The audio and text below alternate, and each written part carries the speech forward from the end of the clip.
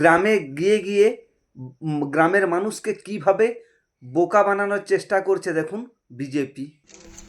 এরপর আপনি 3 লাখ টাকার ঘর পাবেন, 3.5 লাখ টাকা, সাথে বাথরুম এবং জল।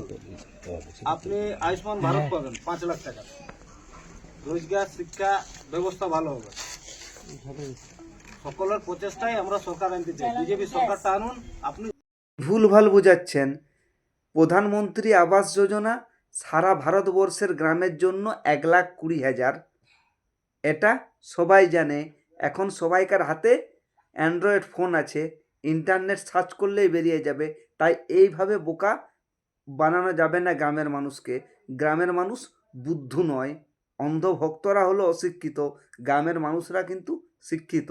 আর কি বলছে, আয়ুষ্মান ভারত যোজনায় 5 লাখ টাকা করে চিকিৎসা দেবে। ওটা তো স্বাস্থ্যসাথী কার্ডে মমতা বন্দ্যোপাধ্যায় করে দিয়েছেন, আর বাংলার মানুষ সেটা পাচ্ছেন।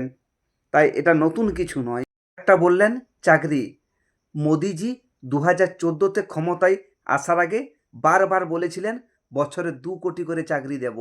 তাহলে 12 বছরে 24 কোটি চাকরির আগে হিসাব দিন, তারপর আরও বাংলায় চাকরি দেওয়ার কথা বলবেন। প্লিজ ভিডিওটাকে অনেক অনেক শেয়ার করুন, যাতে বাংলার প্রত্যেকটা মানুষের কাছে এই দুমুখ বিজেপির আসল চরিত্রটা ফুটে ওঠে। জয় বাংলা।